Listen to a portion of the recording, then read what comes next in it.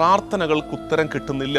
കാലം കുറേയായിട്ടൊരു കാര്യം പ്രാർത്ഥിക്കുന്നു, ഉത്തരം കിട്ടുന്നില്ല. അത്തരം നേരങ്ങളിൽ നമ്മൾ എടുക്കേണ്ട 4 സിമ്പിൾ മെത്തേഡ്സ്. ഒന്ന്, ദേവാലയത്തോട് ബന്ധപ്പെട്ടിരിക്കുക. ദൈവിക സ്വരത്തിന് കാതോർക്കാൻ പറ്റാതെ പോകുന്നൊരു കാലത്ത് ബോധപൂർവം നമ്മൾ ദേവാലയത്തോട് അടുത്ത് നിൽക്കണം. നമുക്ക് പ്രലോഭനം എന്താ? ഇനിയിപ്പോ പള്ളിയിൽ പോക്കൊന്നും വേണ്ട, കുർബാനയില്ല എന്നൊക്കെ പറഞ്ഞ് പോകാനുള്ള പ്രലോഭനം കൂടും. ആ നേരത്ത് വേണം കൂടുതൽ കർത്താവിലേക്ക് അടുത്ത് നിൽക്കാൻ. 2, ദൈവസ്തുതി പറയണം. അതുപോലെ സന്തോഷം കിട്ടിക്കഴിയുമ്പോൾ അയ്യോ കർത്താവേ നന്ദി, സ്തുതി, ആരാധന എന്ന് പറയും. ഒന്നും അനക്കമില്ലാത്തൊരു സമയത്ത് പറയാൻ പറ്റുമോ? ആ സമയത്ത് കർത്താവേ നിനക്ക് മഹത്വം, ഹല്ലേലൂയ, ദൈവസ്തുതി പറയണം. അടുത്തത്, പ്രാർത്ഥനകൾ മുടക്കം വരുത്താതിരിക്കണം. അടുത്തത്, ഉപവാസം.